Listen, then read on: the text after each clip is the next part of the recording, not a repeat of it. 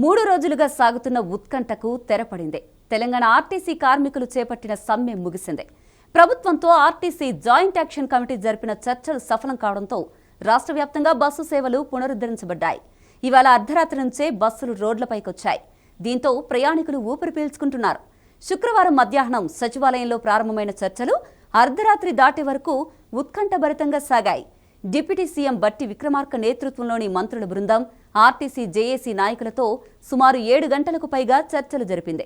ఈ సమావేశంలో మంత్రులు పొన్నం ప్రభాకర్, దుద్దిల్లా శ్రీధర్ బాబు, గడ్డం వివేక్ వెంకటస్వామి, అడ్లూరి లక్ష్మణ్ కుమార్తో పాటు ప్రభుత్వ ప్రధాన కార్యదర్శి ఆర్టీసీ ఎండీ నాగిరెడ్డి పాల్గొన్నారు. కార్మికుల డిమాండ్ మేరకు ఆర్టీసీని ప్రభుత్వంలో విలీనం చేసేందుకు అధికారులు కార్మిక సంఘాల నేతలతో కలిసి ఒక అధికారిక కమిటీని ఏర్పాటు చేయనున్నామని డిప్యూటీ సీఎం బట్టి విక్రమార్క వెల్లడించారు.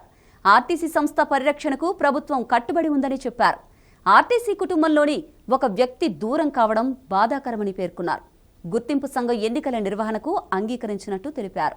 ఇందుకు అన్ని ఏర్పాట్లు చేయాలని ఆర్టీసీ యాజమాన్యాన్ని ఆదేశించామని వెల్లడించారు. లోతైన అధ్యయనం తర్వాత ప్రభుత్వ వెసులుబాటును పరిగణలోకి తీసుకుని 11% పీఆర్సీ ఇవ్వాలని నిర్ణయించామని వివరించారు. కార్మిక సంఘాలు లేవనెత్తిన డిమాండ్లపై ఆర్టీసీ యాజమాన్యం, కార్మిక సంఘాల నేతలు చర్చించి పరిష్కరించుకోనున్నట్టు స్పష్టం చేశారు.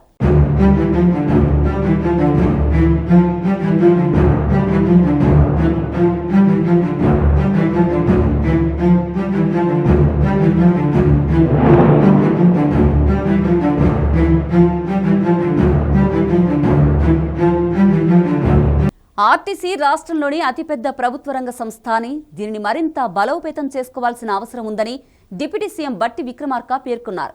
బీఆర్ఎస్ ప్రభుత్వ హయాంలో 10 ఏళ్ల పాటు ఆర్టీసీ ఎన్నో ఒడిదుడుకులను ఎదుర్కొందని, పాలనాపరంగా సంస్థ చిన్నాభిన్నమైందని ఆయన చెప్పారు. ముఖ్యంగా పేదలు, మహిళలకు రవాణా పరంగా ఉన్న ఏకైక మార్గం ఆర్టీసీ అన్నారు. వారందరినీ దృష్టిలో పెట్టుకుని సంస్థను ప్రజలకు మరింత అందుబాటులోకి తెచ్చి నిలబెట్టుకోవాల్సిన సామాజిక బాధ్యత మనపై ఉందని తెలిపారు. ఆర్టీసీకి సంబంధించిన పాలనాపరమైన, విధానపరమైన నిర్ణయాలపై ఖచ్చితంగా చర్చిద్దామని, కార్మికుల సమస్యలను సానుకూల దృక్పథంతో పరిష్కరించుకుందామని భట్టి విక్రమార్క భరోసా ఇచ్చారు.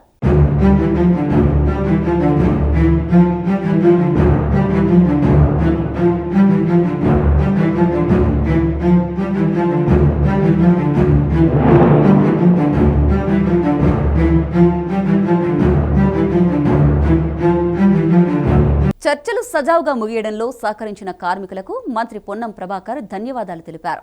తెలంగాణ ఆర్టీసీని దేశంలోనే నెంబర్ 1 ప్రజా రవాణా వ్యవస్థగా తీర్చిదిద్దడమే ప్రభుత్వ లక్ష్యమని నేతలు స్పష్టం చేశారు.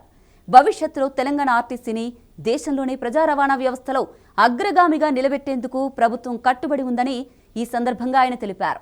గత ప్రభుత్వం ఆర్టీసీని నిర్వీర్యం చేసిందని, తాము సంస్థను బలోపేతం చేసేందుకు కట్టుబడి ఉన్నామని చెప్పారు. ప్రైవేట్ ఎలక్ట్రిక్ బస్సుల విషయంలో కార్మికుల ఆందోళనలను పరిగణలోకి తీసుకుంటామని హామీ ఇచ్చారు.